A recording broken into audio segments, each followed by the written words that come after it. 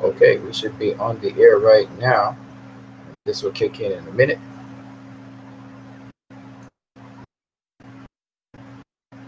Yep, should kick in a minute. There you go. Oh,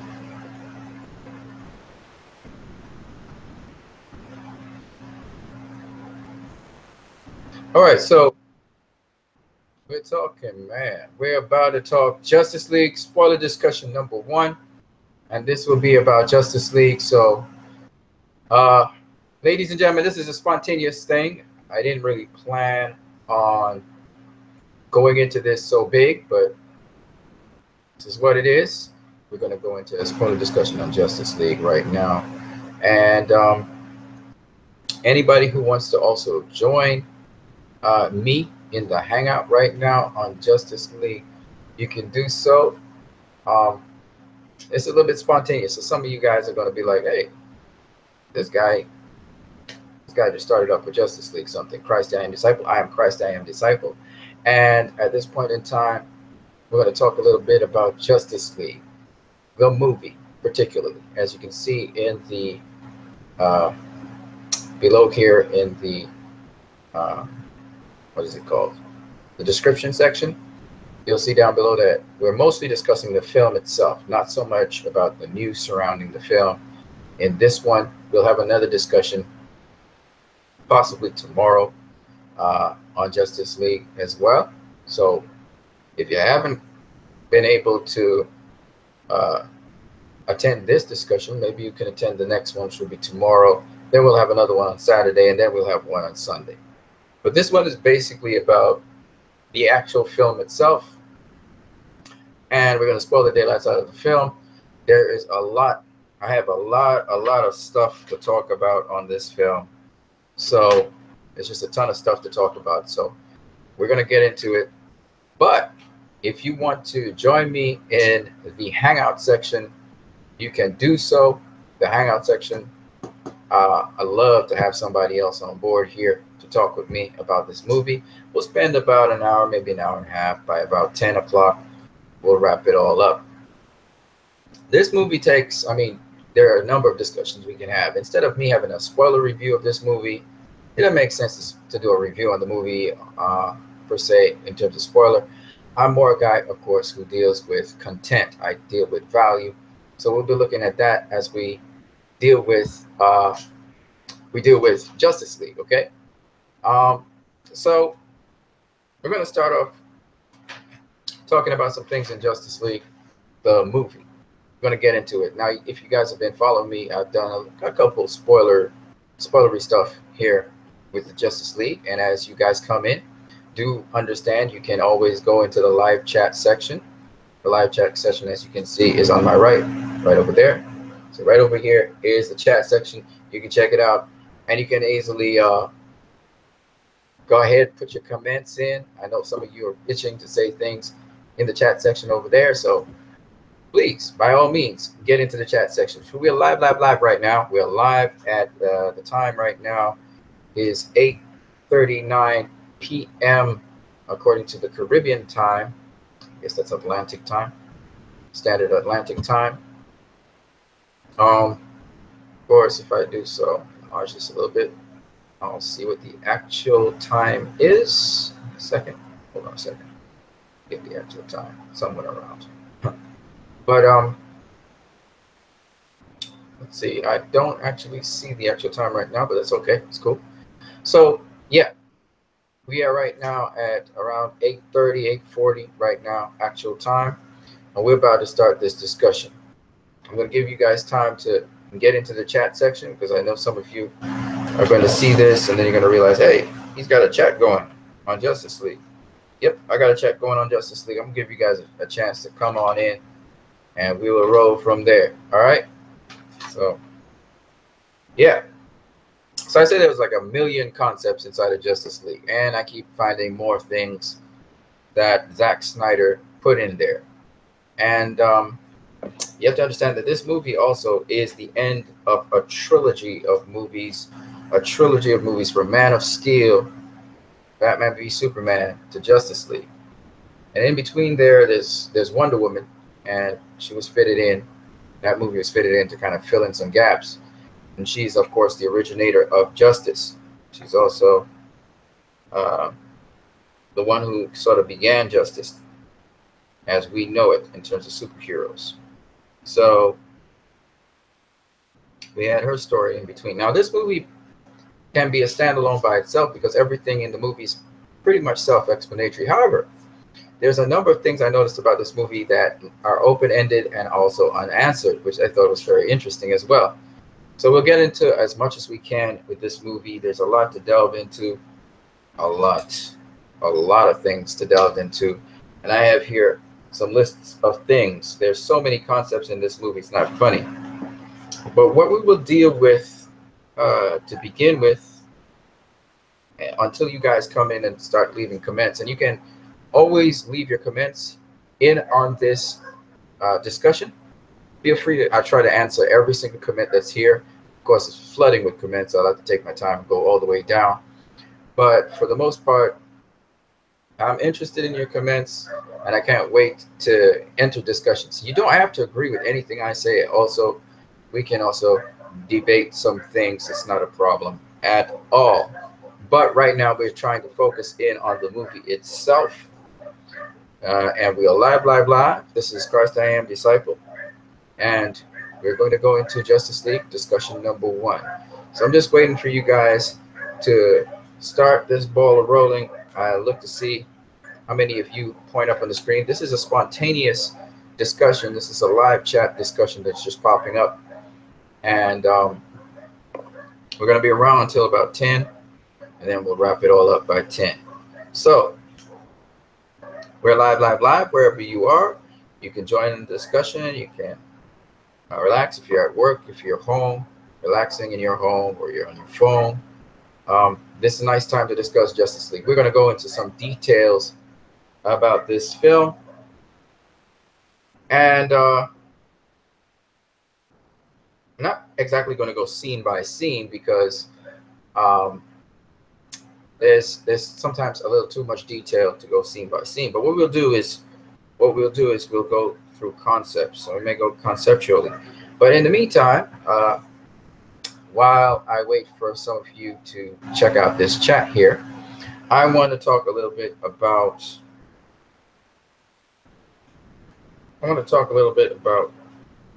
a number of key things that are actually metaphors in Justice League. Okay, they're metaphors. People call them MacGuffins. The mother boxes. We're going to talk a little bit about those mother boxes. And Silas Stone and Cyborg actually call them change engines. Change engines. And why I want to spend a little time talking about these change engines is because we learned that these change engines they are power. Now, if you think about the Me Too movement that's happening right now, that's a change engine. It's shaking up the way how right now things and business is conducted in the world. And no one is immune from this at this present point in time. Now, we've seen some really highly esteemed figures in society, men, have to basically move away from jobs. They have actually been cast out of jobs. And we're talking about powerful men, guys like Kevin Spacey, looking at very recently there, a news anchor, not a news anchor, but a gentleman who worked for Bloomberg and 60 Minutes. If you know his name, please leave it in the chat section. A gentleman from Bloomberg and 60 Minutes. He was one who actually was someone who actually was involved in the exploitation of women in a very, very horrific way. So this movie, when they talk about the mother boxes and they talk about them in terms of change engines, it's interesting to see that, because that's a metaphor for what's happening in our time right now. And I thought that I would bring that to light, seeing how clairvoyant and how intuitive not only the director Zack Snyder, but of course Chris Terrio, who is a writer who was not really in science fiction. Chris Terrio is more of a social commentary writer. He's known for some movies with Ben Affleck, where he screen wrote for those movies. So a guy who's socially conscious like Chris Terrio is able to capture the socially conscious, the social commentary that comic books, at least of the 80s and 90s, and even I guess in the early 2000s, captured. So it's interesting that the mother boxes are known by the name change engines, and definitely they are instruments of power that can change not only the topography of a planet, but apparently they can also influence and create life. They can heal, they can communicate, and afford transportation. We've seen all of these things in this movie. Okay, I see here Michael Willis. Welcome. Good afternoon. It's nice to see you. It's nice to have you with us. Did I miss the scripture? Oh, well, I usually share scripture once every day. So I basically share scripture on my first video. But if you would like me to go through the scripture that I shared with you today, give me a minute. I'll step away from the laptop for a second, and I'll go get the scripture and I'll read it for you. But actually, I integrated the scripture in with my video on Justice League. I basically like to interface scripture with things that you're familiar with to sort of give a fresh perspective on things you already know. So if you're a Christian, that's awesome. I'm a Christian as well. And, you know, we press on to try and get to the mark, and we believe in hope. And for those who know, the blessed hope for us is Jesus Christ. And Jesus Christ is Superman. If you check it out, you know, I've done a video on that actually on my channel, that Superman is just simply a reflection of Jesus, in our opinion. So that's how I look at things. But let me get to the scripture. All right, Michael Willis says, I thought Justice League was pretty good though. Pretty good too. Yes, absolutely. I just love that movie because you know, Michael Willis, is very interesting that you actually said that, because I think the thing that got me with Zack Snyder was his Christocentric themes. I was a Christian. I wasn't watching really much movies anymore. I wasn't going to the cinema anymore. And then when I saw what Zack Snyder was doing with Superman, and I actually had been sort of witnessing for Christ online and using, you know, everyday things to try and make it something that people could understand, a language people could understand. So I tried to share Christ in that way. And it was just amazing that after I had seen Man of Steel, I could easily share the gospel through that, because at the time, I mean, the name Jesus, which is son of Zeus, which is not necessarily the name you want to carry, but still, you know, it can work. So it depends on how you interpret it. I used that, and I used the S in Jesus as Superman's, the shield, the glyph on his chest, and it just works so well. And even in Justice League, Michael Willis, did you notice the resurrection of Superman again in a symbolic way, is again echoing the resurrection of Christ? And I thought that was just wonderful as well. Even his death, even the death of Superman, even though he was more impaled than anything else, Jesus' side was pierced and Superman's chest was pierced. And his death and burial, and people mourned him. and he rose from the grave, and Superman's rising from the grave, literally. Um, and there are angels to help him rise from the grave. But in a more symbolic sense, they baptized him, in this case, in this movie, Justice League. They baptized Superman. And when they baptized him, he rose. So Christ talked about the baptism. You know, he told John, and I think it was Andrew, or John and James, he said, "Are you willing to be baptized with the baptism I have, and to drink the cup which I drank?" So I thought it's interesting they baptized Superman before he was risen. So I just thought that was interesting. But those are all metaphors. But as I was saying, you want to know the scripture that I read today. The scripture I read today ties in with light and darkness, hope and fear. That's the scripture I actually read today. And let me go get it so that you can hear it, because it's always awesome for me to share scripture with people. Let me go get that right now. Let me go get it. It's right across here. Okay. So I was reading from Psalms 35 today. I was reading from Psalms 35, and hold on a second. If you want to, you can read along with me. I don't mind, because I like sharing this stuff. Psalms 35, and since I'm short-sighted, I have to take off my glasses. It's kind of weird, but take off my glasses to read. My eyes may look a little sleepy. It's all good. Psalms 35, verses, I believe it was verses, what was it? 3 to 10. Okay? And it's 3 to 12. 3 to 10. So it says, "Draw out also the spear, and stop the way against them that persecute me." And I thought, okay, let me just keep it reading. "Say unto my soul, I am your salvation." So I said that that scripture there reminded me of Superman. And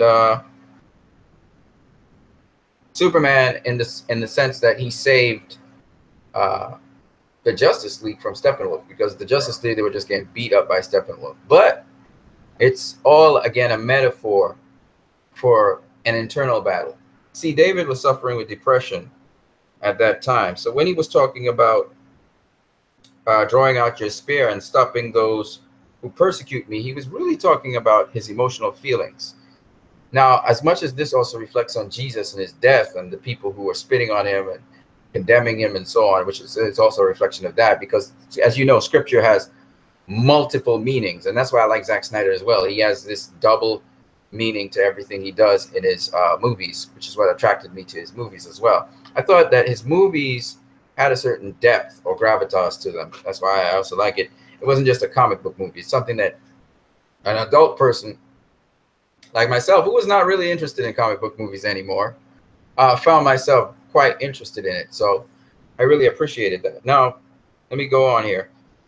It says also, so it's basically more of an emotional, psychological battle that David's talking about here.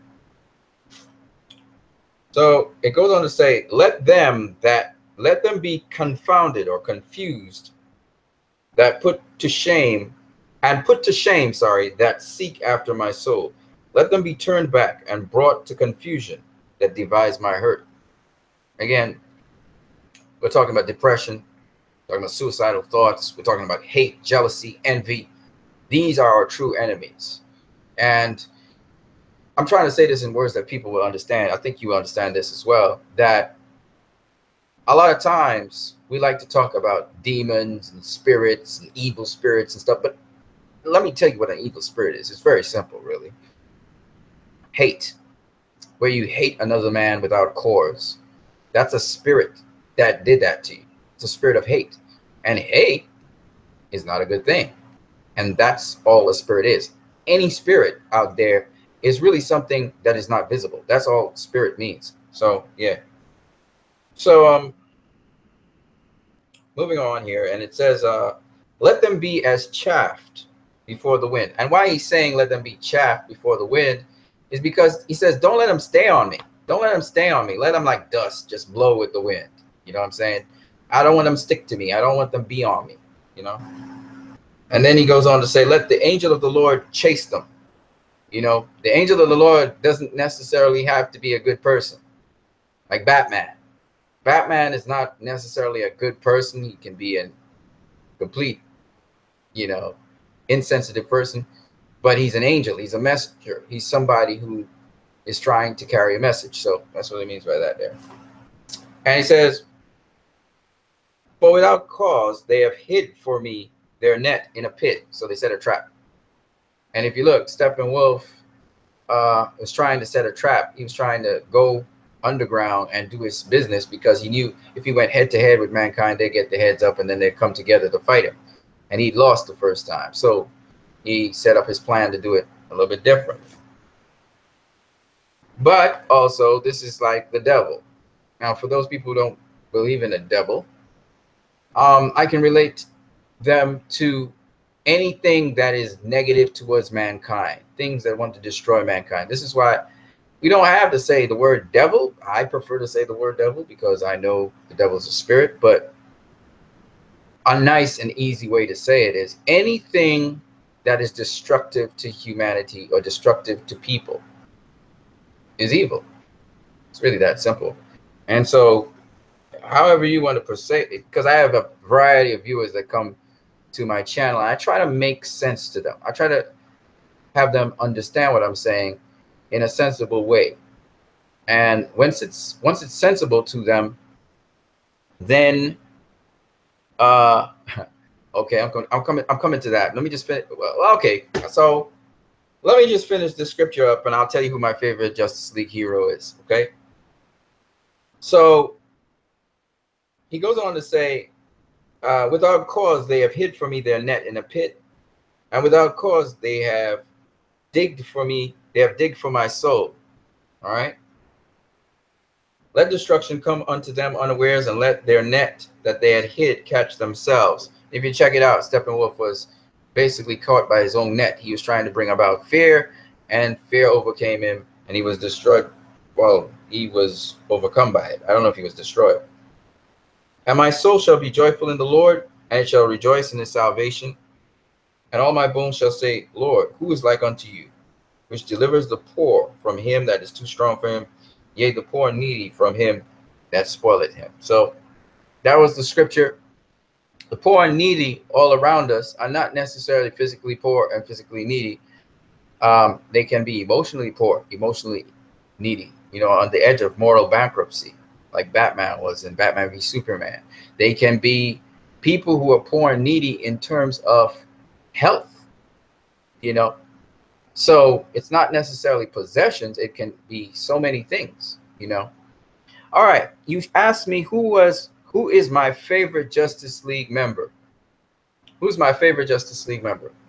All right. Well, my favorite Justice League member is Cyborg. I like Cyborg a lot. The Justice League member that I thought stole the show, however, was Superman. And of course, I don't know if you saw my video, Michael Willis, but I believe that Zack Snyder is the Flash, quite frankly. So it's interesting that Zack's in the movie. I thought it was hilarious. When if you go and rewatch the movie, if you rewatch Justice League, you're gonna crack up when you realize that Zack Snyder's in the movie. You know, it's an interesting way for him to be in the movie. So I enjoyed that. Oh, you also like Cyborg a lot. Well, yeah, I really like Cyborg. Cyborg's he's an interesting character in many, many ways. He's always evolving. He has a worry that because he has a symbiotic relationship with another entity that can take over and control him. So he's worried, and this is an alien entity. So this is the height of xenophobia. He actually was worried that the entity that basically is in him, and then he's worried that it possessed him or something, that it's going to be something that's evil and actually assist in the invasion. And it turns out that Cyborg's technology and also the mother boxes that bring life to Cyborg It's very much the same kind of way and origins as the parademons. So that's why Steppenwolf said to Cyborg, you're going to see the truth. You were born of her, and you'll see the truth. It's because Steppenwolf knows that Cyborg now has within him some essence of the mother box, and that's apocalyptic technology, as you know, or you can call it the change engine. So we were talking about change engines, and in this movie, the change engine could be used for good or for bad. It's a tool. As much as people call it a MacGuffin in this movie, I thought that the change engine is very interesting in the sense that it can be used for evil or it can be used for good. As Wonder Woman was arguing with Batman that the technology could be used for something bad or it can be used for something good. It depends on what it is and who's has a purpose behind it. And we saw that the mother boxes, they could be used to destroy the earth, or they could be used to reverse that destruction and bring life to the earth. We saw that once they were separated, that the mother boxes actually reversed the effects of the terraforming of the earth that was happening, that was going to turn it into hell, because apocalypse is basically hell, which is another sort of Christendom Jewish concept, right? So I thought that that was very interesting, and that's what I was focusing on, the change engine. So you can have a change engine put in place that is good or negative. When we look at the elections in the United States of America, I don't know where you live, Michael Willis, but in the United States of America, you see that there was a change engine. There was the people voted for something different. So that's a change, and it brought about a movement, and that movement can work for good or for evil. In the end, if you have a light at the end of the tunnel and you have hope, then the process will actually work out to something positive. And that's when you have hope and you're not clouded by the clouds of darkness where you're beginning to become hopeless and feel hopeless. And so this movie is different to a lot of other comic book movies in the sense that, yeah, okay, it's a world-ending event and so on. And some people are saying, oh, it's a world-ending event. And they're kind of dismissing it. But actually, there's a difference in this movie compared to other superhero movies. The world is cynical. It's skeptical. This world is not receiving of superheroes. Yes, there was a repentance for Superman dying, but as you can see, the world decayed down into violence and crime and xenophobia and terrorism, right? We were seeing that happening. People were becoming more and more desperate and more filled with despair, and as a result of that, we had these terrorists that wanted to blow up a court. And what's so interesting about that, I don't know if you actually were thinking about this, but they attacked an institution of order, law, and justice. They were going to blow up, well, the place that they were going to blow up was not a bank. People were talking about it's a bank. No, that's Old Bailey in England. That is one of the oldest courts. In fact, Old Bailey, you could see Old Bailey. Hold on a second. All right. No. I'm mixing it up. But Old Bailey was around the time, anyway, of Diana. Old Bailey is a very old structure that was since World War I, and before World War I, Old Bailey was in existence. So it's very interesting that Diana is on top of Old Bailey, and on top of Old Bailey is the statue of Justice. So she was standing on the right hand of Justice, where the scales, where the sword of Justice, the execution of Justice was, and she was looking down. She saw these two vehicles, and she saw all the commotion down below Old Bailey, where these terrorists came in. They shot up some people. They were, I believe, they were Irish terrorists, and they were sworn to try and dial back they were trying to make a statement. They were so desperate to make this statement because of the alien invasion that they saw in the world. And they were trying to dial back the place to the old ages where they thought that they would get control over things. And so they were trying to get the attention of everyone with this big explosion that was going to blow up this entire area of Justice. And it's interesting that Justice was under attack.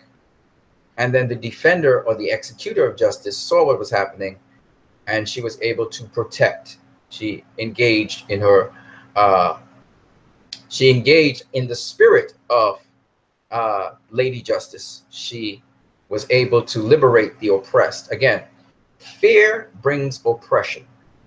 When people operate under fear, you get oppression. But thankfully, Diana was right there on the scene to bring about justice. And this theme of justice and truth you will see throughout the Justice League movie. Diana comes in, she starts to implement justice in there, and as a result of that, she's able to stop the terrorists from blowing up Old Bailey and killing children, school children in there, and legal minds and lawyers and all these other people. And there were court cases going on in Old Bailey, so it's crazy. They were just literally trying to attack the system of justice, and it's very interesting because that literally is reflective of our time. You know, when you look at dictators right now, Kim Jong-un, when you look at what's happening in Russia, where justice is under attack, the legal systems are now being oppressed and put under these dictator-like people. It's very interesting that this is reflective of our times.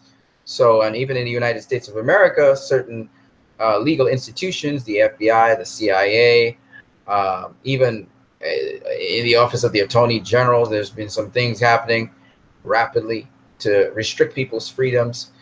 The immigration laws that are happening in the United States of America and the fast tracking of um, illegal refugees and the laws that were temporarily put in place to protect certain people who were born in America, but they had families who were not born in America and illegally came to the country. These laws to protect people are under attack. Okay.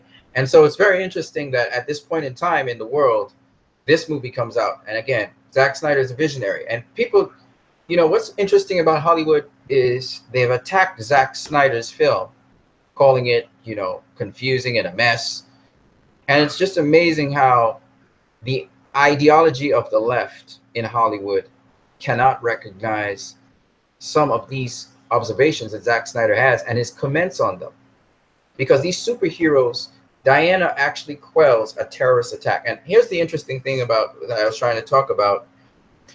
There are aliens who come into a country, that is to say, people from another country, where they do not mean the country well. Take of it, for instance, the Spanish bombing that happened by the Moroccan immigrant. Okay. However, there's also homegrown terrorism. You got people who come from other countries and they come to your country and they commit terrorist acts. We've seen that in America with the Boston bombings and of recent times. Also with another event that happened. Excuse me for 1 second. Let me just mute this here.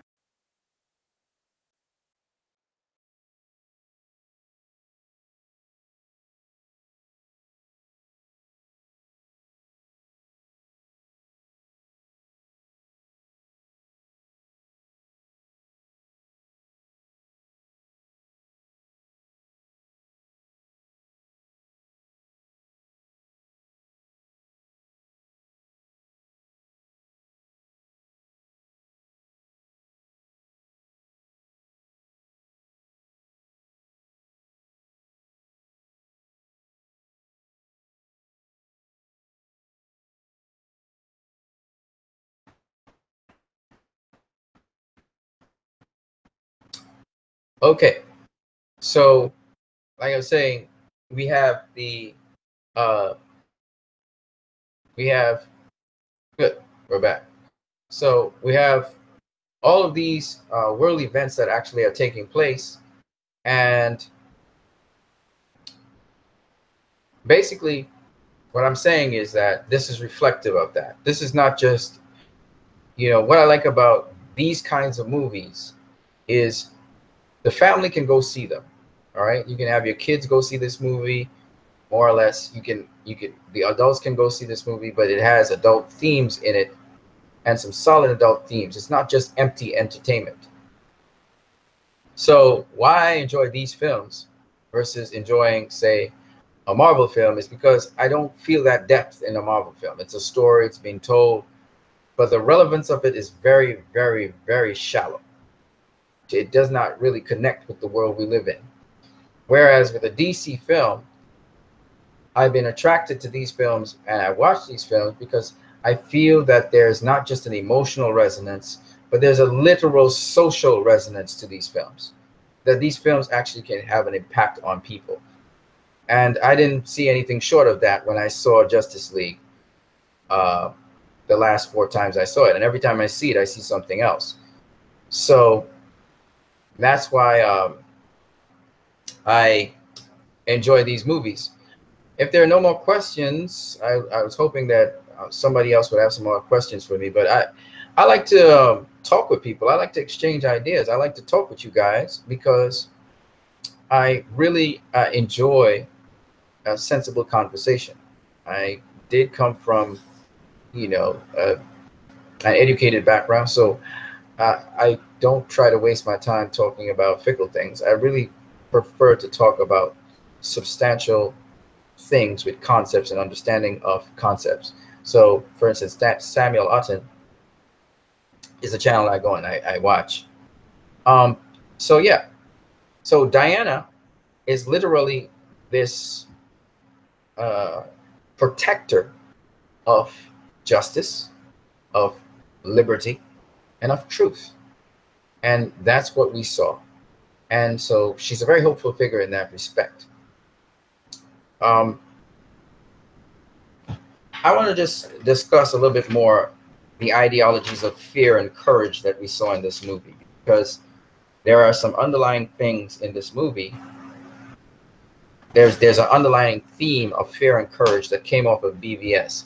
So Batman v Superman also explored the ideologies of fear.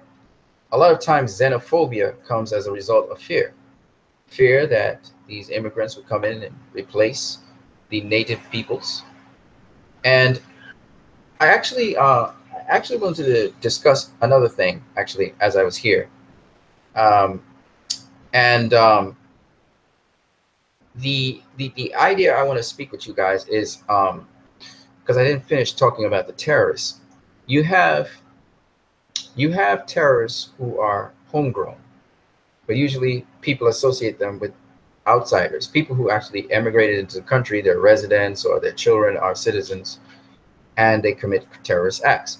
But a lot of times, I notice that we don't speak about the homegrown terrorists who are actually uh, first, second, third generation Americans or first, second, third generation Europeans.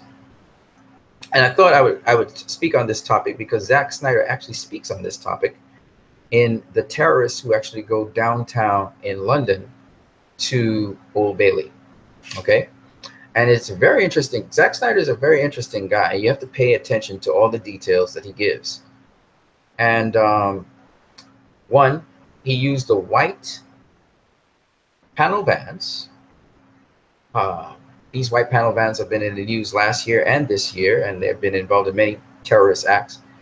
And then after that, he also used the automatic weapons and semi-automatic weapons, which has been a discussion by leftist groups about a problem with arming these people who are questionable mentally with these weapons. So Zack Snyder's covered 2 topics in one, and I just don't understand how the leftist organizations of Hollywood and critics and newspapers and magazines haven't picked up on these 2 leftist themes that Zack Snyder decided to explore in his movie. Now, he looked at it in both ends, because if you do understand, the police had semi-automatic weapons, and Batman had some heavy artillery, and he was a private citizen.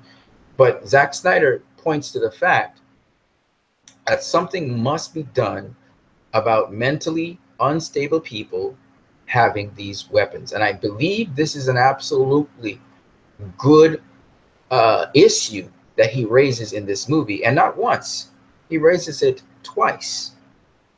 He raises it in the form of the parademons, which also had these high-powered weapons, and that the Justice League had to stop. So I don't know if people pick up all these things, but I don't think I don't want to share with you what my impression of the parademons are. You know, if I go to do that's too politically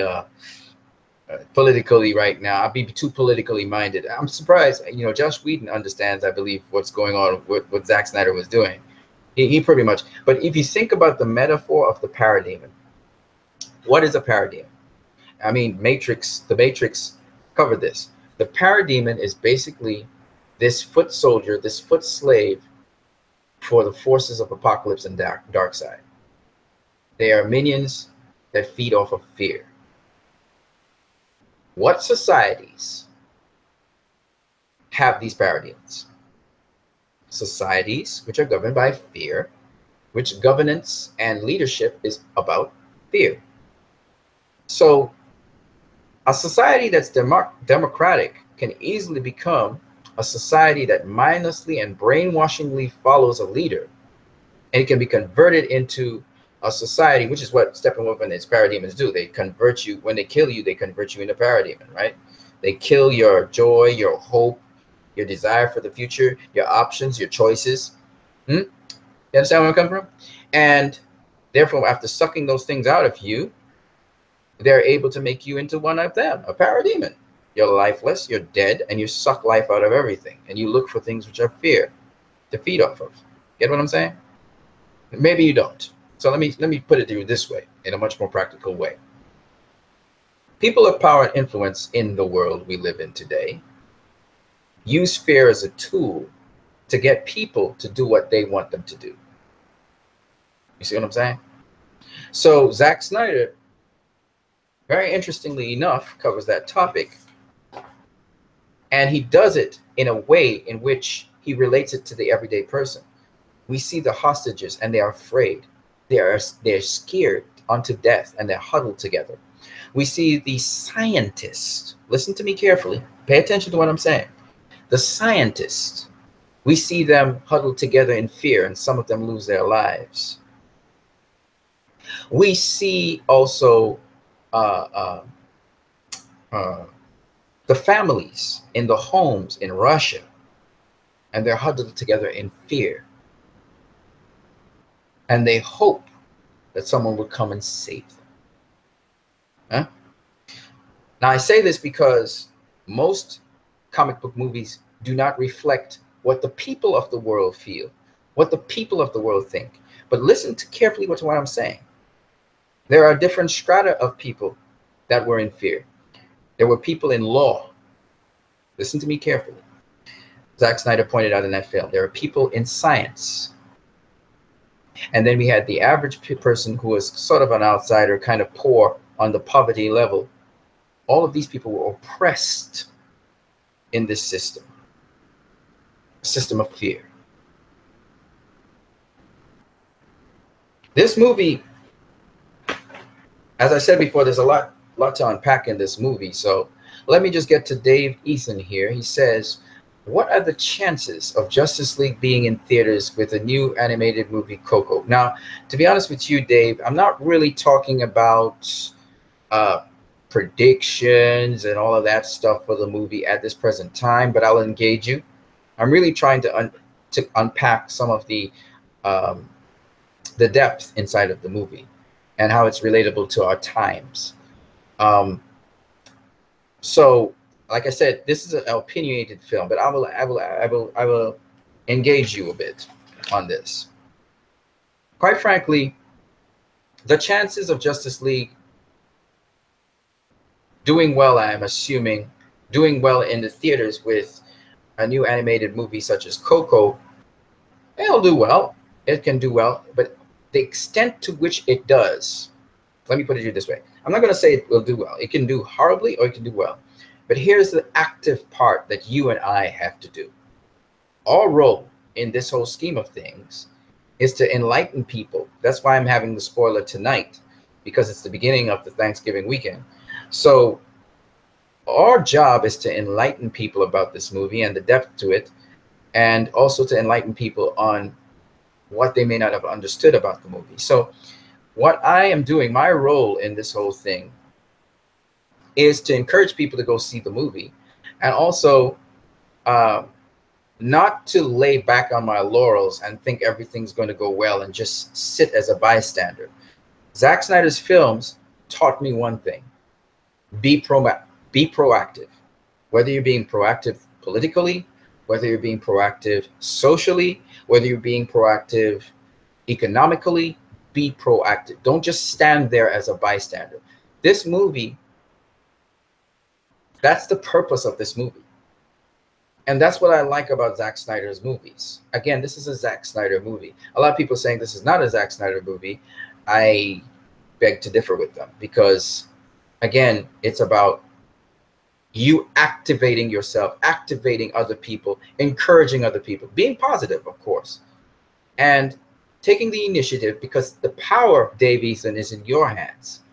You will actually determine how well this film does in theaters with the new animated movie Coco coming out. And it doesn't mean that you tell people don't go see Coco. No, no, no, no, no, no, no, no, no, no. I'm not advocating that at all.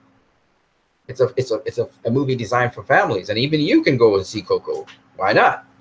No, that's not what I'm advocating. I'm advocating that do not do something, but do this. Go see Coco, and also, if you can, go see Justice League. And you spread the good word. You spread the good word that it's a really good movie, and you just need to see it. It's a must see. That's the sell you give.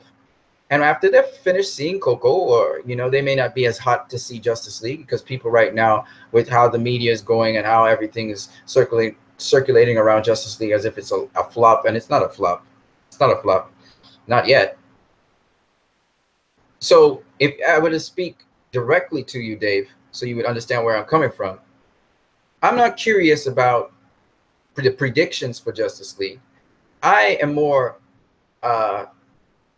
I see more importance in us as fans, because we make or break a movie.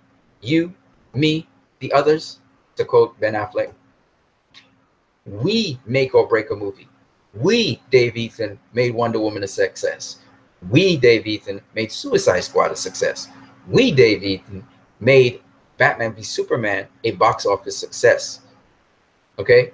In spite of all the hate and stuff that was going around, we have the power to make Justice League a success. And I mean, make it get past $1 billion. I believe it. But you got to have that hope. You have to believe. You have to be a believer, like Wonder Woman was a believer. So it's not impossible. It's not improbable. It's really up to us as fans. And it's really easy. All we have to do is keep on going to see the movie if we want to. I go to see the movie because there's something extra for me, and I really love this movie, so I'm going to see it. I'm not forcing myself to see this movie. It's just a movie I like. And since I don't have a DVD or Blu-ray to play it over and over and over again, like Man of Steel or Batman v Superman, I go to the theater. When they probably have a pirated copy, I'll sit down and watch it home. I really like this movie. I really love this movie. So it's just, I genuinely love this movie. And you can see that in my face and in my body language. So for me, I'm blessed and I'm happy to see it. I prefer to see it in 2D in the normal theaters, because I think it's clearer in 2D than 3D. So I've been going to see it in 2D. But I do want to see it in IMAX. I do want to see it in a 3D that makes it look really good. So that's awesome, Dave Ethan. I'm glad you're going to see Coco and Justice League, because honestly speaking, the movie-going experience is supposed to be one in which you receive something extra. If Coco has, and I assume it does, have some virtue in it, you go there, you go with your kids, if you have children, and bring your whole family out. If you haven't brought your whole family out to see Justice League, bring your family out to see Justice League. You know what I mean? I think that Justice League, what happens in a few days? David Rollo. Hi, David. Welcome to this little chat here on Justice League. And as you can see, the chat is really about the film of Justice League. I'm not quite sure what your question is. What do you mean by what happens in a few days? What is that? What's that about? I'm not quite sure. So let me go on to some of the virtues again. So we're talking about fear, and we're talking about courage. And so, in an atmosphere of fear, people don't think straight. They go with emotions. And people are mostly emotional. They really go by how they feel, not so much by how they think. That's just how human beings are. We're not just the machines.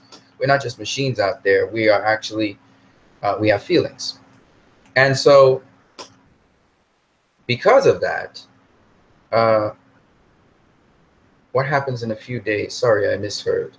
Sorry, you misheard what exactly? Because I'm still confused by what you're talking about. I'm trying to understand. I'm willing to engage you guys, man. We have about, I think I have about 24 more minutes here. Or is it 24 or 34? I think it's 34 more minutes. But I was talking about fear. And so I find that in the world we live today, we hear so much negative things. And a lot of negative things make news in the world today. A lot of negative things. In fact, if you go and you pick up a newspaper, the headline of the newspaper is probably something negative, right? And so the only positive news you actually hear is in sports, generally on a regular basis. Or if there's somebody who's an inspirational speaker, you can find some positive things, on social media. But this is the world we live in. So this movie sets us in that kind of world. It doesn't try to deny that this is the world we live in, but it tries to show us why heroes can exist in the world we live in. They may not wear the capes and they may not have the superpowers that these guys have, but these guys are metaphors for what you and I can be. Each one of us can be a hero. But the thing about it is, as Wonder Woman so clearly said at the end of Wonder Woman, each of us here cannot save the world by ourselves. We cannot save the world alone. And that's the difference. We have to work together. And that's what this movie's about. So if you love this movie, you love it because these heroes actually end up working together. And not only do they work together, but they also help the oppressed people. And it resonates with us so well, but in a different way. It resonates in the sense that we're in a world in which people are still very, very skeptical of people who seem to be sincere. We live in a world where there's a lot of narcissism, and this world is no different. But in this type of world, we see that people still come from that dark narcissism, from a world of dark, and they're not perfect people. And they're still able to rise above that. And in spite of their shortcomings, they're able to inspire and bring hope into people's lives. So that's what I love about this movie. And it's something that's not devoid of you or me. There's a very instructive part in the movie where Batman says to Flash, because Flash is overwhelmed and he's not a fighter and he's not like superhero. He's quick, but that's about it. That's all he has. And so the Flash is overwhelmed and he's scared and he's overcome. And Batman breaks it down like this. He says, save one person. And he says, and then which one to save? And he says, get in, get out, don't fight, save one person. And then he says, well, after I save that one person, what do I do? And he says, you'll know. And what happens? When you save one person, then you go and you save another person. Then you go and save another person. And I'm not saying you go purposefully to save people, but sometimes you see someone out there and they're frowning. You give them a smile. Everybody's to themselves in the world today. And when you give that person a smile, they may not smile back at you. In fact, they may treat you bad. But you know that that smile actually affects that person and makes them feel good inside. And at some point in time, there'll be a payoff, not to you necessarily, maybe to someone else, maybe someone they care about. But the point is, it passes on. Don't ever feel that anything good you do doesn't have an effect and that it's a wasted energy. And that's what these movies are about. All of these heroes, they kept trying. They kept trying. And the villain, he kept trying. He failed and he kept trying. See, just because you do something and you're trying to do something good and you fail miserably at it, and people hate you and they treat you bad, just like how they're treating Zack Snyder and they're treating Joss Whedon right now, doesn't mean it wasn't worth it to do it. Doesn't mean that it's not worth it to do something that you know will help other people. Maybe they won't appreciate it immediately. Maybe they won't like it immediately. But in time, it pays off. And that's hope. Hope doesn't always go in a straight line. Like like the S on Superman's chest, it winds like a river. So I thought this is very instructive. I just love these movies. They're preachy, they're opinionated, but I like them, okay? So let me see here. David Rollo says, I meant what has already happened in a few days from now. I'm from England and just discovered your channel. Oh, that's so cool. David Rollo from England. I'm from the Caribbean. I'm actually in Trinidad right now. And you're asking what happens, I guess, to Justice League a few days from now. First of all, David Rollo, what do you think of the movie? I mean, I'd love to hear your opinion of the movie because we're talking the movie. What happens in a few days from now? I guess you're talking about the Thanksgiving weekend and the box office, maybe, or maybe the critic ratings or something like that. Well, I do some box office projections, but I'm going to hold back on those things. I'm an optimistic person as well, and I think that this movie can still do very well. But David Rollo, if you love this movie, or you like this movie, or you saw it multiple times, really and truly, this movie will do as well as you want it to do well. And it will do as well as I want it to do well. Like I was saying, if we have an attitude of lighting up other people's lives, we can recommend this movie because this movie will make people feel hopeful at the end of it. I don't know a person who said that these characters weren't great and that they didn't feel good at the end of this movie. So this movie definitely is a movie that you can watch, and at the end of it, you feel triumphant. And the reason you will is because this movie does not ignore the difficulties and hardships of the life you're in. And it even suggests, I told you it's opinionated and preachy, it even suggests what you can do. Like Batman said to the Flash, do one thing, help one person. It's really that simple. Help one person in your family. Help someone around you that you haven't helped before. It's a risk because they may not thank you. They may get you in trouble with the law. Who knows? But if you stay focused on positive possibilities, you'll do it. You won't be afraid. You won't be afraid to speak to people. You won't be afraid to go places that are good that you wouldn't normally go. Tell me, David Rollo, after the bombings that happened in England and some other events that happened, are you more reserved in how you move? Possibly. But I would say this, even though you're going to pay attention to what's around you, it didn't stop you from moving around and carrying on your life as usual. Right, David Rollo? And the point being this, if we operate in fear, it only cripples us. But when we start to let go of that fear and embrace love and embrace optimism for the future, in spite of what we're seeing in front of us, we actually exhibit a level of faith and we're able to do so much more. That's what this movie's about. Let's get to Tom Cabler here. Welcome, Tom Cabler. It's so nice to see you, man. And I will give some predictions about this movie as time goes on.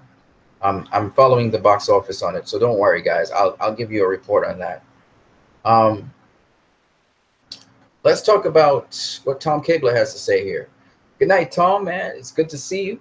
I wonder how much work each one did in the movie between Zack Snyder and Josh. Did Josh change a lot of things It seems a little lighter than usual and funny, but I still loved it. You guys seem to be only asking questions that have nothing to do with the movie. It has to do with the production of the movie. And I'm really focused on things that have to do with the movie for reasons, because I really look at movies and I look at value in movies.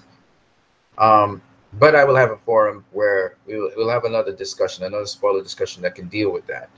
In short, I believe that this movie is a Zack Snyder movie mostly, and that Joss Whedon did little touch-ups on it. More towards the end, he did more touching up than in the middle and the beginning. Pretty much most of this movie was Zack Snyder's movie. So that's my take on it. I think Joss Whedon, basically all Joss Whedon really did, I think, was mostly trim it down to 2 hours.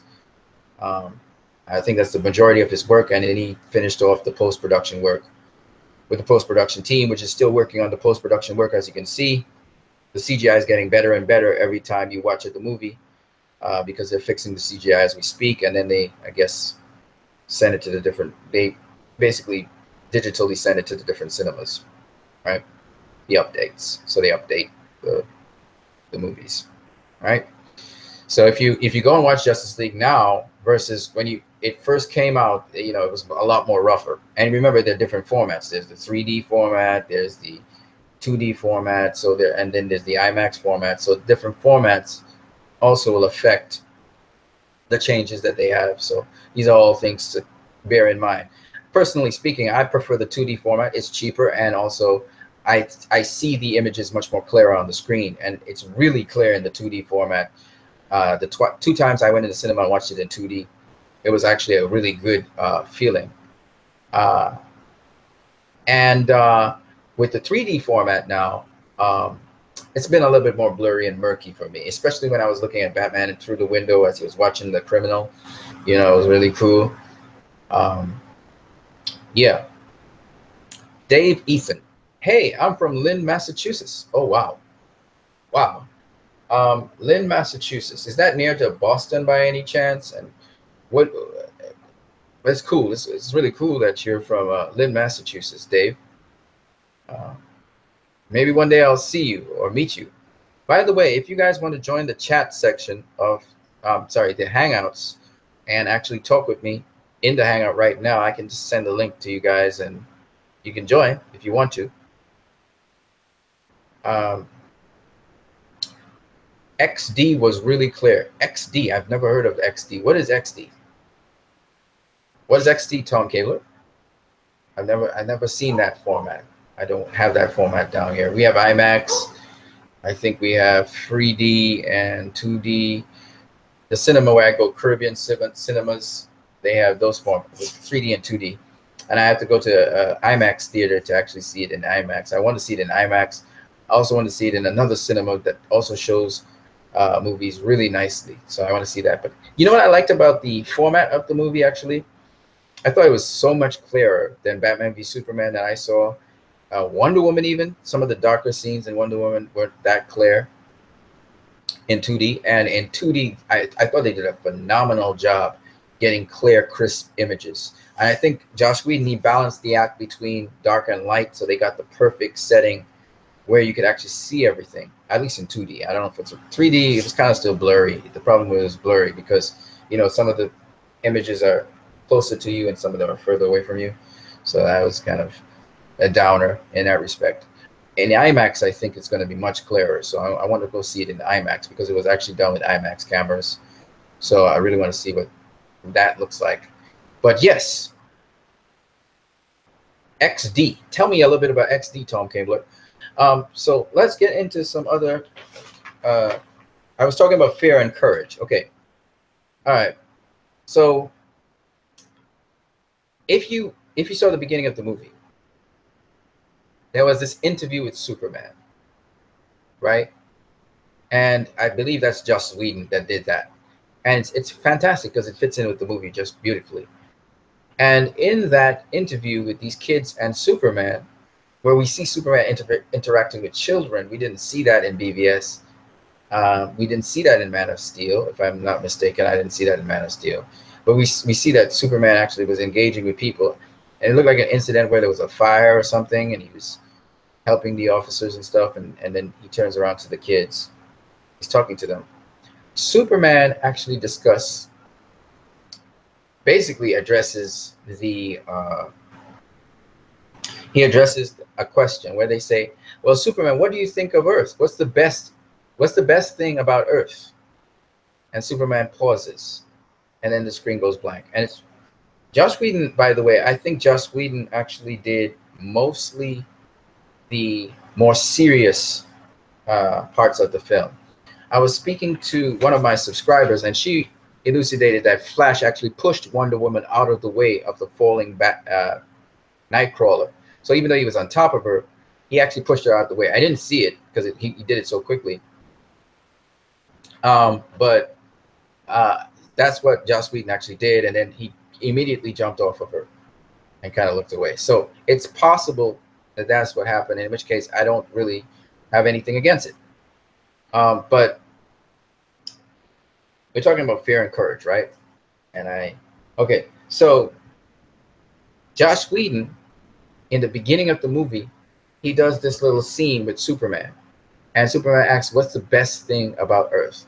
And it's a question that lingers onwards throughout the movie. It's not answered. And at the end of the movie, you are supposed to answer that question, because as you saw in the movie, there's a little bit of Superman in each and every one of us. There's that desire to love people and to help people and to be that symbol of hope to someone else. There's a little bit of Superman in every one of us. He's a symbol of hope, right? So that question was actually parried on to us from Zack Snyder. Zack Snyder is asking us, and Joss Whedon, effectively, what's the best thing about humanity? What's the best thing about us? And the best thing about us that separates us from other people is our desire to hope. That no matter how bad things get, we always keep our eyes open for brighter possibilities for the future. And in this world, this narcissistic, sort of very pessimistic world, we've kind of lost sight of that, because we have gotten disappointed so many times by our leaders. We've been disillusioned by promises that never were kept, by people who we thought had a moral compass, and then we realize they're compromised and they're just like us. They have faults just like us. Leaders, spiritual, social leaders who have come short. And we were hoping that they could save us. But as Wonder Woman said so correctly, no one person can save people. So, you know, it's really wonderful to see that question posed to us in this movie. This movie is very reflective, if you think about it, you know. And I thought that Joss Whedon did an excellent job. I think he dealt with more of the serious moments in this movie. And Zack Snyder, he more dealt with the serious moments, as well as I think Zack Snyder did a lot of the comedy that's in this movie. And it's clever comedy, if you ask me. Dave Ethan says, yeah, it's near Boston, about 20 to 15 miles away. Nice, Dave. W. Meir says, what up, Christ I am? What up, W. Meir? You know you and me go back a ways, back in Facebook. I can't go into Facebook right now, so it's kind of sad, but it is what it is. I don't know why they keep on saying that, you know, I need to clean off viruses from my computer, but I don't have any viruses. So I'm thinking they want to download software on my computer, which I don't want to happen. So I'm not going to engage that. Tom Cabler says, it's like IMAX format or XD. You know, Disney had Star Wars Rebels XD. Is that the kind of format? That's kind of cool. I like that format, actually. That's awesome. Man. Let's see.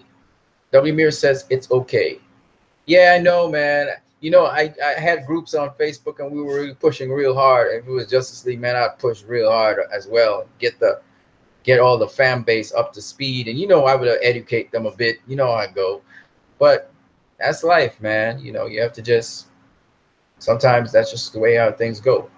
Right now, we have to basically correct the ship, because a lot of I think the DCEU fans, they're beginning to wise up, and some of them are beginning to wise up and understand that this movie You know, they were getting a little too hard on the movie, and it wasn't superficial at all. It was pretty deep. And Joss Whedon, man, he did some pretty good work too in this film. I love the collaboration of the two different directors because that's basically what this film is about. It's about collaboration. It's about dialogue. It's about different ways of doing the same thing and coming to the same objective, the same goal. You know, we have to work together. And I think the fact that people are trying to scapegoat people and name blame, it's not going to help anything. It's not doing anything for the situation. It's not helping the DCEU at all. So, you know, and I don't think they should be attacking Joss Whedon like that. I just don't find it fair. The guy, he's doing a good thing. He's trying to finish off a film for Zack Snyder.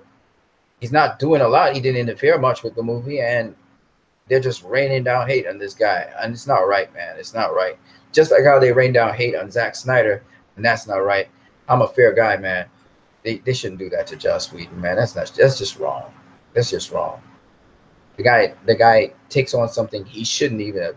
He had second thoughts about taking on. He takes it on, and he does the best he can, and people just bash him. Come on, man. That's not right. That's not right. But you know, like I said before, in doing things that are good, I mean, they in the movie they did it in Superman, right? Some people did it in Superman. It was a conflict between Superman. You know, they did it in Zack Snyder. You know what I'm saying? So they did it in Jesus Christ. So I mean, who's me? You know, who's my boy Joss Whedon? You know, I mean, Joss Whedon, he was a little bit indiscreet in liking a tweet about Steppenwolf, but other than that, man, the dude bust his butt, man, to do this film, and it looks really good. It looks really good. It flows really nicely. You know, I mean, it's not right, man. And Danny Elfman was brought on. You know, I prefer if Junkie XL had stayed on the project, or Danny Elfman had at least used some of the motifs and themes from Junkie XL stuff. But you know, a second thought, man, what they were shooting for was okay with me. You know, so man, you know, but it is what it is. We're gonna right the ship. We're gonna make sure everything's fine. We just gotta work twice as hard. Twice as hard so people could at least get in the theater and see this movie. If they see it, that will sell it. But they got to get in the theater and see it at least, you know. If I had to pick a favorite scene, it was Aquaman chugging that whiskey to Icky Thump. Yeah, that was good. That was good. Did I have a favorite scene in the movie? I can't remember. There was so many. My favorite scene was Superman acting like the dude. You know, Superman's bad, man. I'm gonna tell you, Superman stole this movie. Superman ran this movie. You know, at the end of the day, when Superman showed up on the scene, he was modified. That mother bucks gave him some extra, man. He had an extra. Superman was bad. I mean, Superman was just, you don't want to be Superman's enemy. You know what I'm saying? So we're gonna talk about that. I'm not gonna lie to you. The action scenes were lit. Superman was lit. You know, yeah, the Amazons were lit. I mean, the whole movie was lit.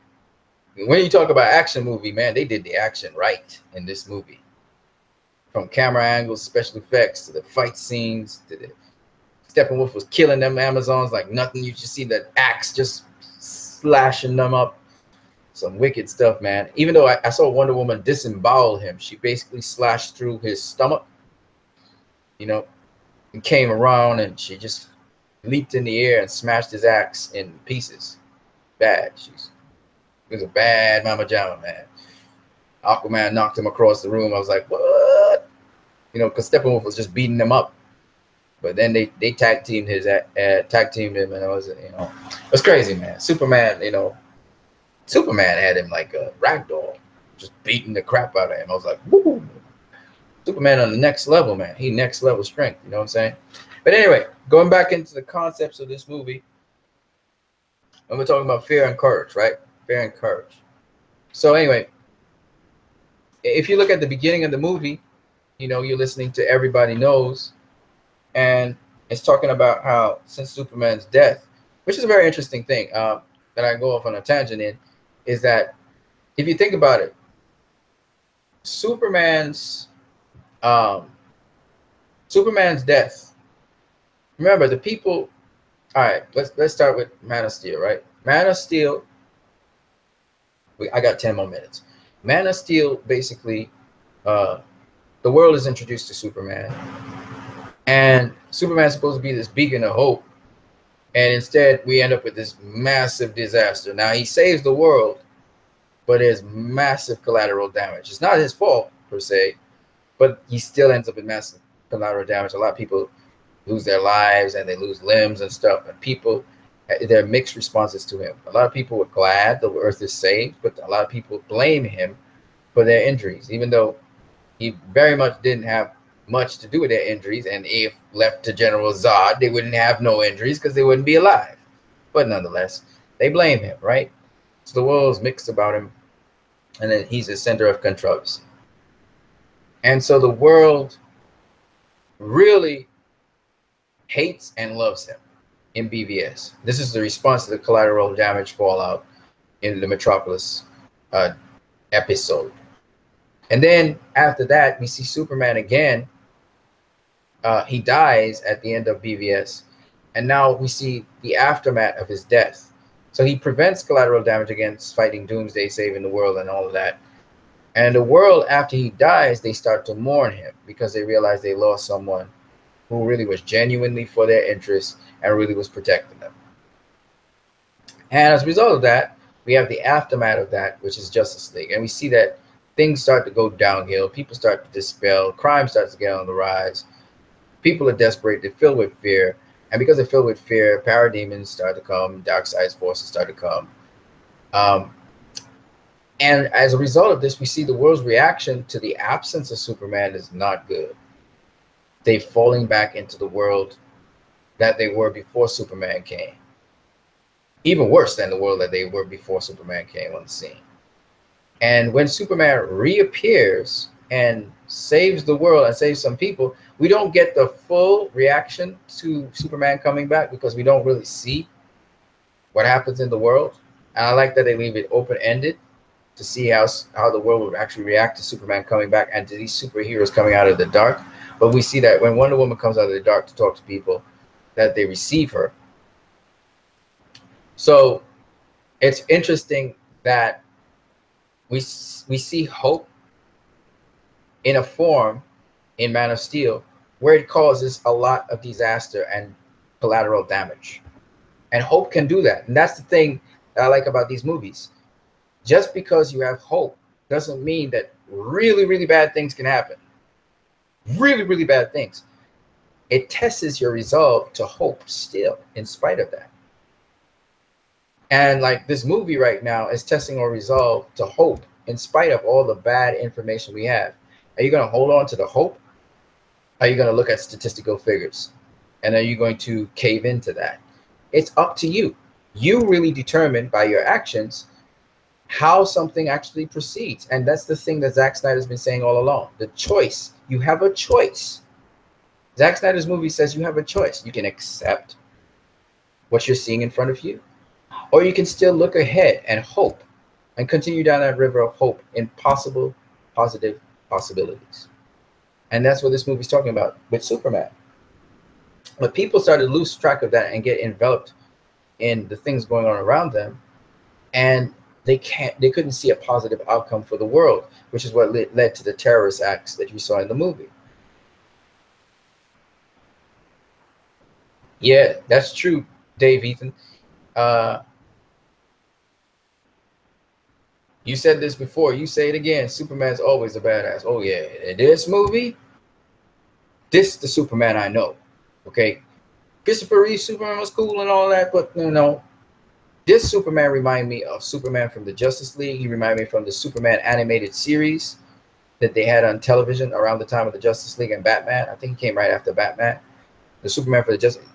This is Superman. All right?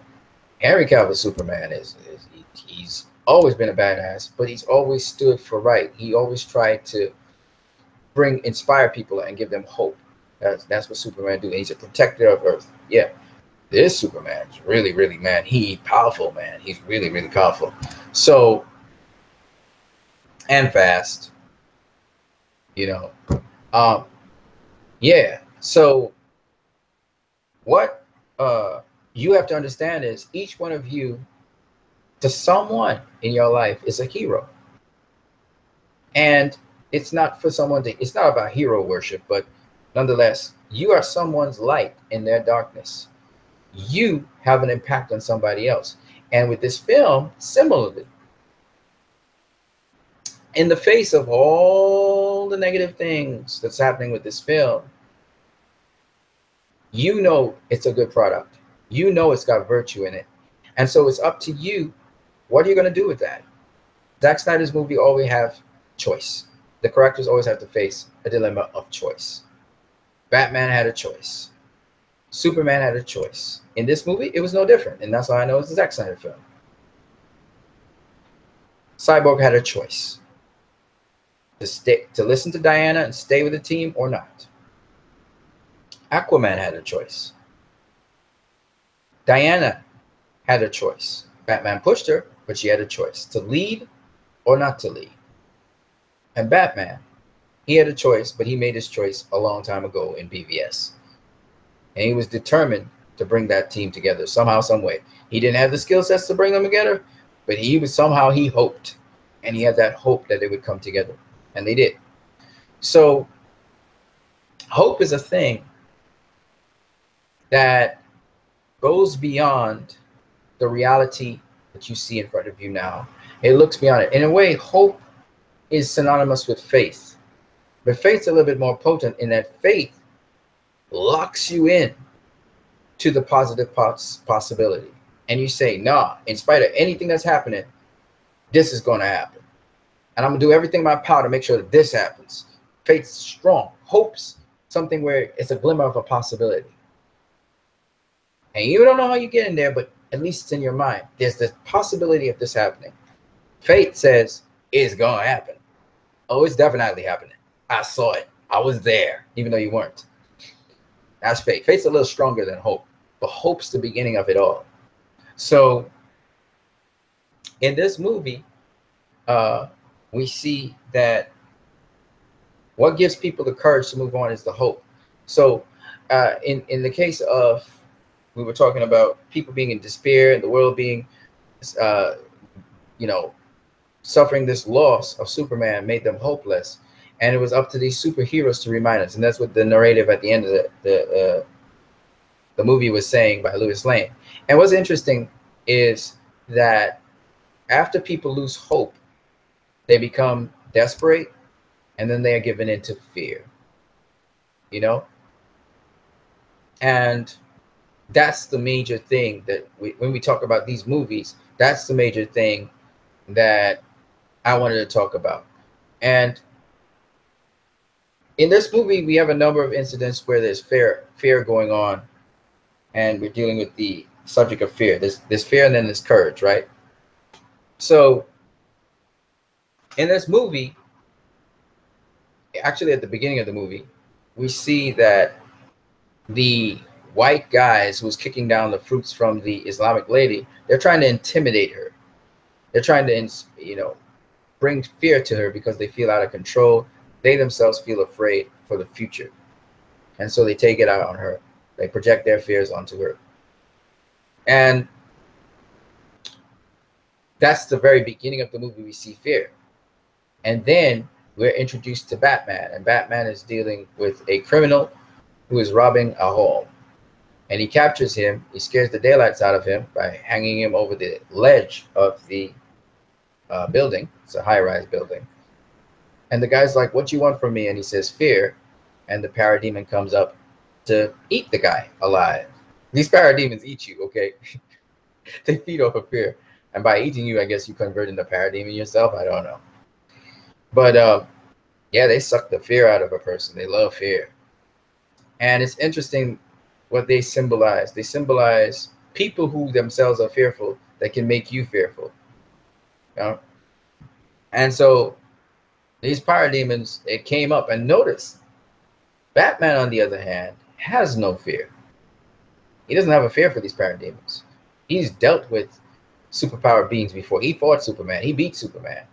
Okay, so he's not afraid of the parademon.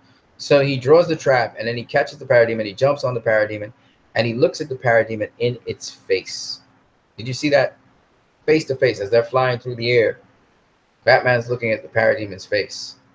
He's looking into the face of fear. You know what I mean? And he is trying to outscare the parademon, which is one of the things about Batman. Even Darkseid, he had to acknowledge it, is that Batman's got guts.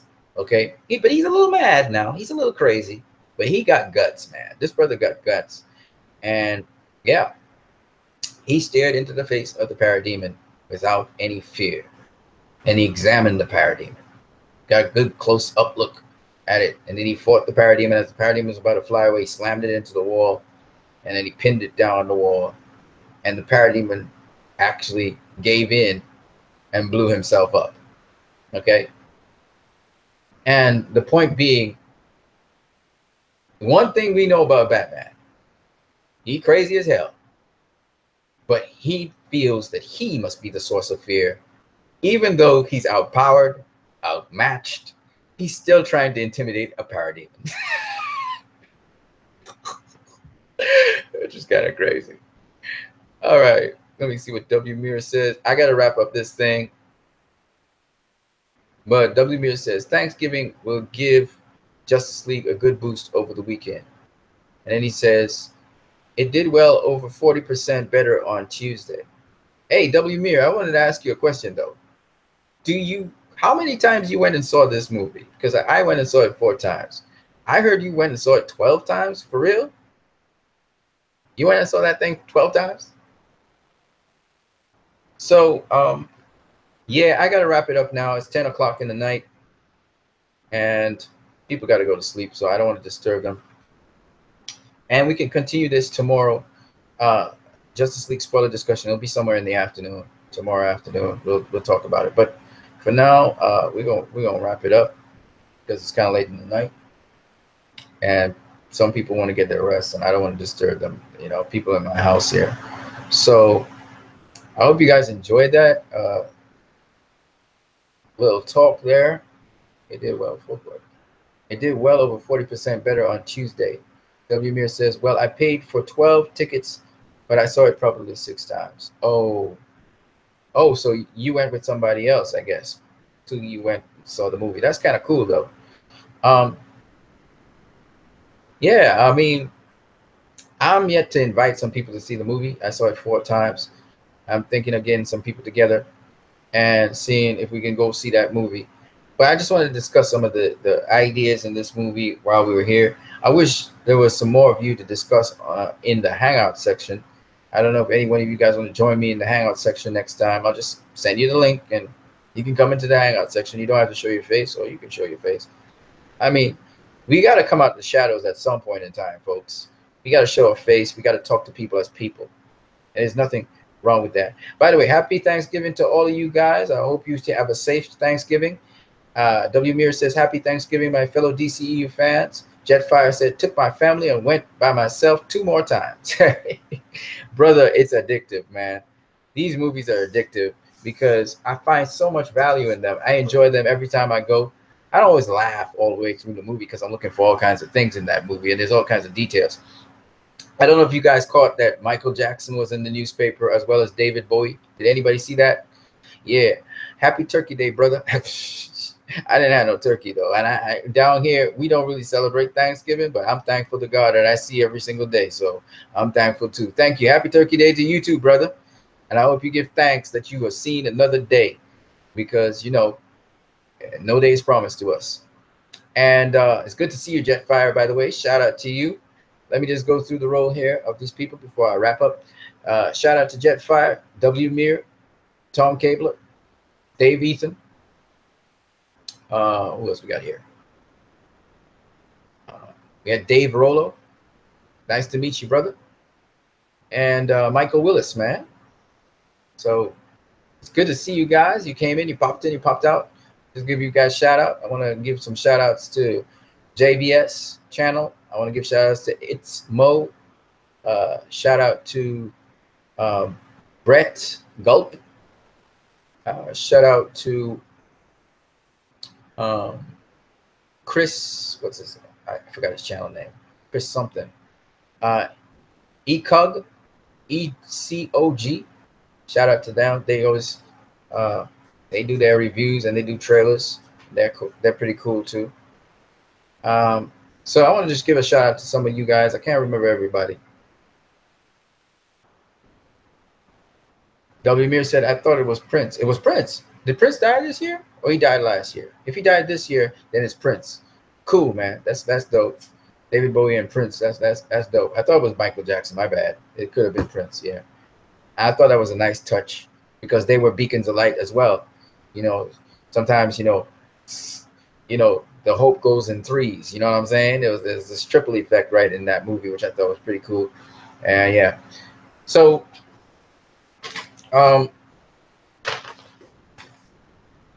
we're gonna talk more about fear and courage, man. But I thought that it was interesting that Batman, we saw the idea of fear in there. And also, fear continues onwards. We go to the next thing, which I believe, if I'm not mistaken, I'm trying to remember what it was. Because Alfred and they were trying to find out what those 3 boxes were, right? And I think it went to the next character that we saw was the Flash, because they were talking about the different characters they had to recruit. And the next character I think we saw was the Flash. And after that, I think it was Cyborg. And Cyborg expressed his fears about him being the next invasion of the world. And I thought, again, we keep on seeing this subject of fear, and then we have the subject of courage. Cyborg, he's learning more about himself, and he's growing as a person. And Cyborg expresses his fears. And anybody want to tell me who they think Cyborg represents? That's my favorite character of Justice League there.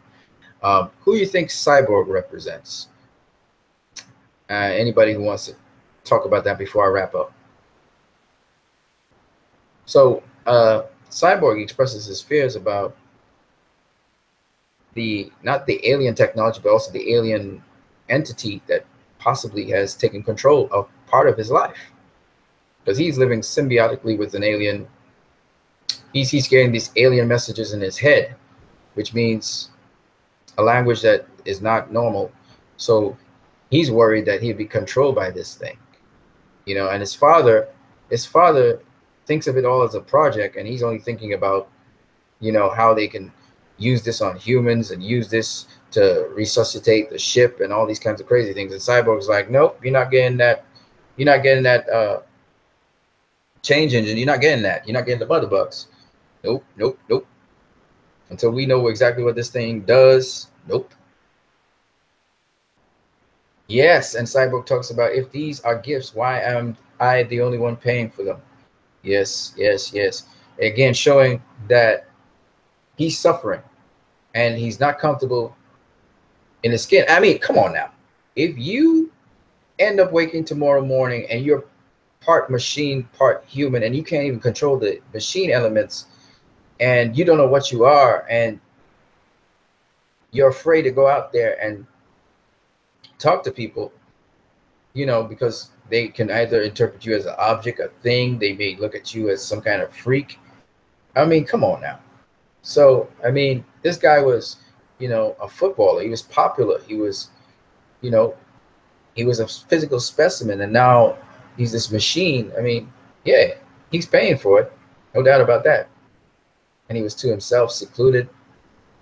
Fear can cripple you like that. So I thought that was interesting, Cyborg. And then the fear motif continues. Of course, the fear motif scares us as well when we see the parademon jump up and come at people. But then after we talk about Cyborg and we see his story, we see the parademons again show up, and they, attack the janitor. Okay. And then we see the parademons take Cyborg's father, and all of that's scary. And that the horror elements, you see the fear elements there as well. And then we go to, we also notice that with the Flash situation, the guy is trying to intimidate the Flash when he's standing in line. Of course, the Flash, he paints the guy's face. But the point is, the use of fear. The fear is predominantly a theme in this movie, right? We go to the terrorists, which terrorized the people in London, England, before Wonder Woman takes over that and actually makes the terrorists afraid. He's like, I don't believe it, right? He's astonished and he's afraid. So she flips the fear back on him. And so we see fear there as well. And then we see fear again later on when we're dealing with his attitude is realistic as somebody whose body has been destroyed and rebuilt into something alien. But he comes full circle and accepts his destiny. And his body, yes, he accepts his body, even though his body's not fully under his control. That's the weird thing, and that's scary. You know, you wake up and your foot is doing something else, then, you know, you know what I'm saying? And you remember, half his skull's kind of mashed up, so he doesn't even have a full eye. He has one eye that's normal. The only thing that's normal on him actually is his mouth, his nose, his eye. And in Cyborg, he no longer has to breathe. He doesn't breathe anymore. He doesn't need to do that. Man, that's freaky, man. It's just freaky. It's like you have an identity crisis. And on top of that, you're not in control of yourself in any way, shape, or form. You make decisions, you think, but you have this other language in your head, and it's crazy, man. It's disorienting. It's scary. But going on with what I was saying about the other people. So Aquaman, he meets Steppenwolf, and he becomes somewhat fearful. He's concerned, let's put it that way.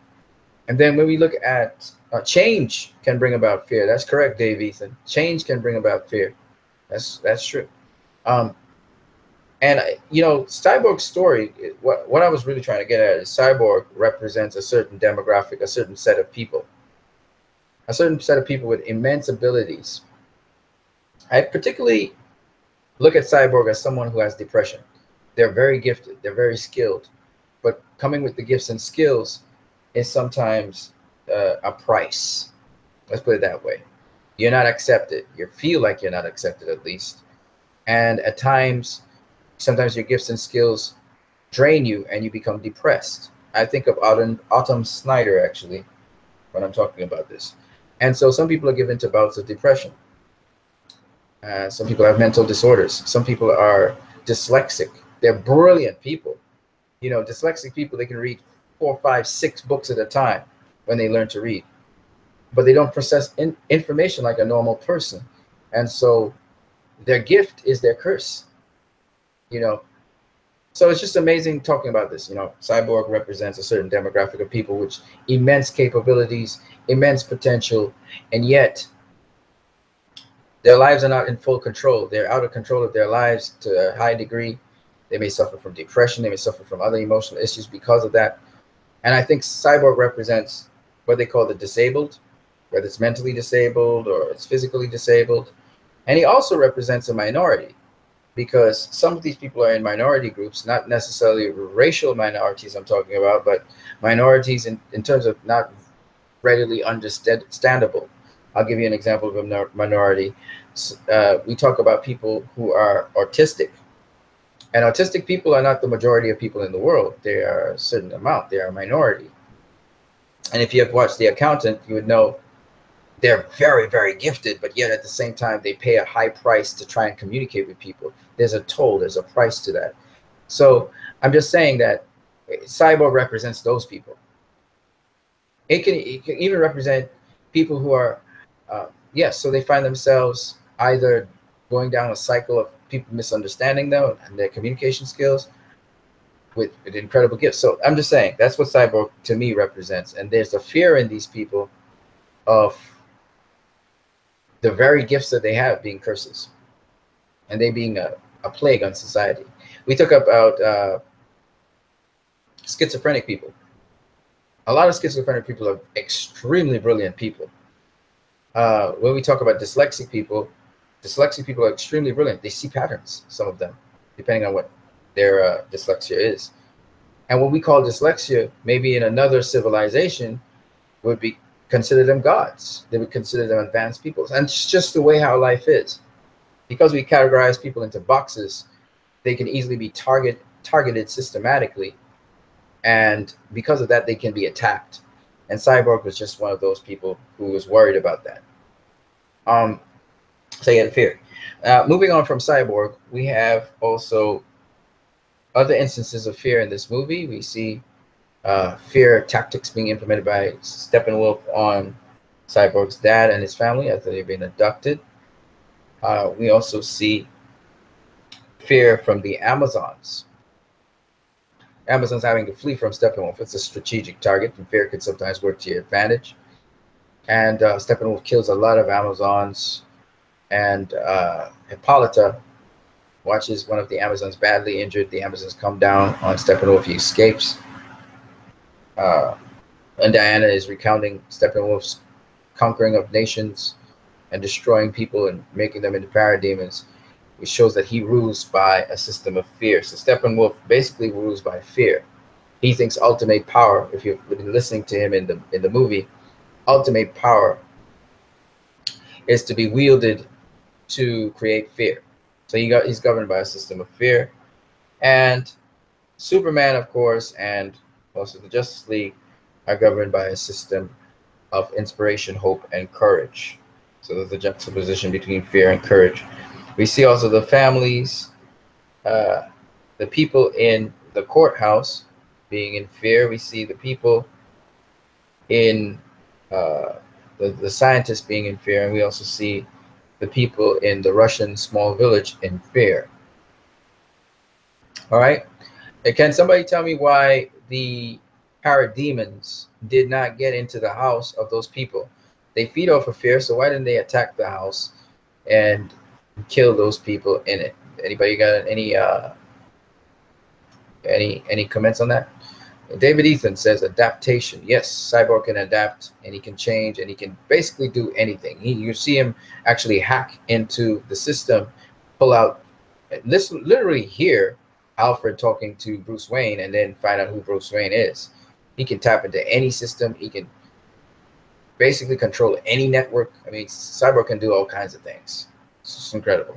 Anything that's a automated device, including mother boxes, he can manipulate.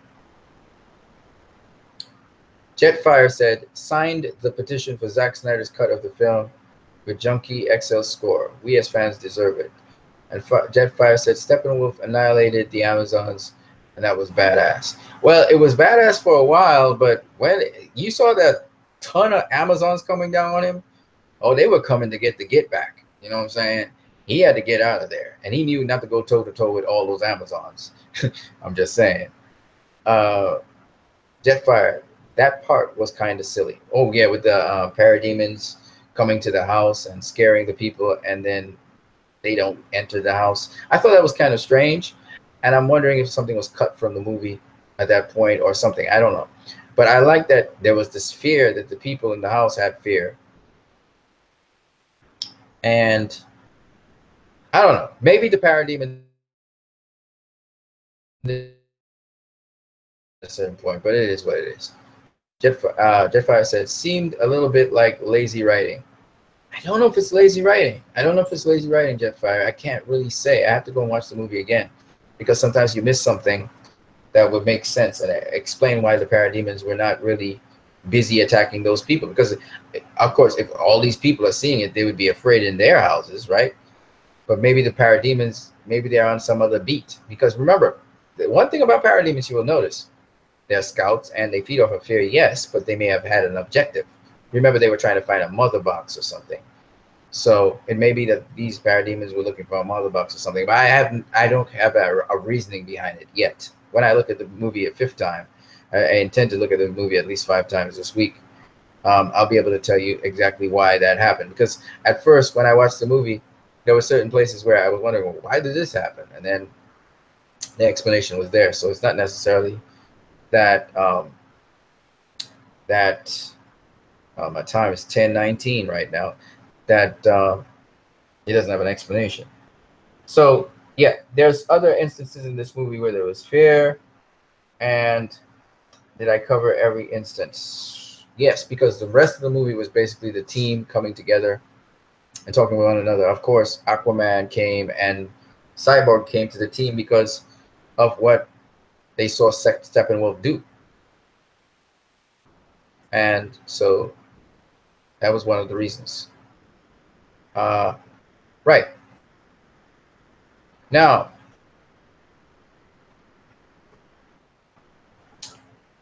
yes. Oh, I almost forgot. So there was another instance of fear in this movie where, again, the family, we talked about the families, where Steppenwolf himself becomes victim to fear.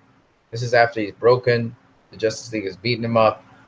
He cannot come to terms with the fact that he's being beaten by the Justice League. And he starts to make this rant about he's the ender of worlds and he's supposed to be able to defeat them. And Wonder Woman comes and slashes him across the waist, and then she mashes up his axe. And he's really, really disillusioned. He's confused. He's overwhelmed. He's afraid. And the parademons take him down. So he becomes the victim of the very fear he's trying to instigate. So basically, you see fear throughout this movie. Also, there's a sighting of some horror films like Pet Sematary, which is a horror film. And if I'm not mistaken, we had a couple of scenes in this movie with parademons, which actually come straight out of some other horror films with creatures from horror films. So it's very interesting that they pulled off of horror. So there's a lot of fear going on in this movie. The statue Diana puts back in the box towards the end of the movie is an Easter egg for Cheetah, I believe. Oh, that's cool. I haven't even gone into Easter eggs yet. That's cool to check out. Now, juxtapose fear, and you know what's interesting with Batman, however, Batman in this movie, he doesn't have fear. Superman would have killed him, and he didn't show fear there, and he didn't show fear with the parademon. So I guess he is getting used to these superpowered beings, and the fact that I also noticed that Batman, if you really pay attention, Batman never engaged Steppenwolf. In fact, he told the members of Justice League, "You go and engage Steppenwolf. I'll go and try and take out this tower and the shield." So Batman wasn't having nothing to do with Steppenwolf. You see Batman fighting parademons. He's fighting guys that he thinks he could probably take down. He's not trying to go into some superpowered fight with nobody, you know. And I thought that was very interesting that he knows what fights to pick strategically, and I thought that was sensible. But Batman actually shows a lack of fear in this movie, which is very interesting.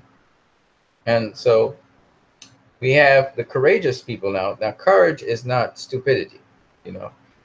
When Alfred was saying, "I think we didn't think this through," you know, Batman was on a death wish almost. He was like he didn't have a problem dying. With the courage in this movie was shown by a number of members in the Justice League.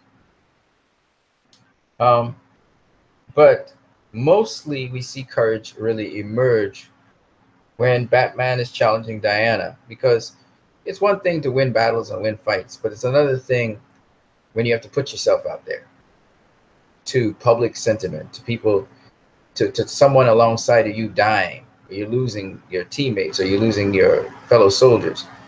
And I think Diana eventually got the courage to do that. She wanted to not lead, and she stepped up to the plate. So she had courage in that respect. And Batman, as much as he had no fear, he took the risk of bringing back Superman because he believed that Superman had more courage than he had. I was more human than he was. So it was interesting to see him basically defer leadership to Superman when Superman showed up on the scene. And you could even see the joy in his face when Superman showed up to fight Steppenwolf. And Superman was the epitome of inspiration, courage, truth, justice. And justice, as I said, was a repeated theme in this movie. So, to be fair, Batman whooped some parademons. Yeah, but he had a hard time fighting them parademons. He had a hard time. He beat up one in the beginning of the movie. I think he was able to defeat another. He was able to grab a parademon's gun and shoot a couple of them. But it wasn't easy. I mean, these parademons are much stronger than Batman, so they took him and just flung him against the side of the building. If Batman fell, well, he wouldn't have fallen to his death because he had the grappling hook thingy and all of that. But you know, those parademons weren't butter. Let's just put it that way. They were easy work for guys like Aquaman, you know, and Wonder Woman. They were easy work for them. It wasn't easy work for the Flash. You know, the Flash took out a couple of them, but you know, he had to be moving very fast to do that. And Cyborg, I'm trying to think, Cyborg took on Steppenwolf too. Cyborg, you know, he's more of the information systems kind of guy, but he you know, he could do a thing or two with the parademons. I think he used the cannon on Steppenwolf. But at the end of the day, I think Aquaman and Wonder Woman, they're up to the task to take on parademons. Not Cyborg could kind of hang with them. Batman sort of hang with them, but really not. If there are too many parademons, he was gonna get killed. You know, it's because he tried to attract the whole horde of parademons. I mean, he even boosted up the signal with Alfred. When you saw him in the room and he was checking the signal on his gauntlet, it's because he's boosting up the signal to make sure he could tell Alfred, bring out the big gun. Because if he couldn't contact Alfred, it's a dead man. Superman was going to kill him. You know, it's so incredible because in Batman v Superman, it was about Batman was about to kill Superman. And now we got that flip in this movie where Superman was about to kill him. You know, and again, Lois Lane shows up. With Batman, when he was about to kill Superman, Lois Lane showed up and stopped Batman from killing Superman. And Batman purposely called Lois Lane, and she showed up and stopped Superman from killing Batman. Okay? Because he's going to kill him. So I thought that was a nice, again, symmetry. That's a Zack Snyder film. There's always has this symmetry thing going on. Anyway, I got to go, guys. I'm so sorry, but we got to wrap this up right here. I hope you enjoyed this discussion. We'll have another one tomorrow. Hopefully we can talk about things surrounding the film of Justice League. On that note, guys, you have a good night. Peace. And shout out to you, Jetfire. I didn't talk to you. So you have a good one.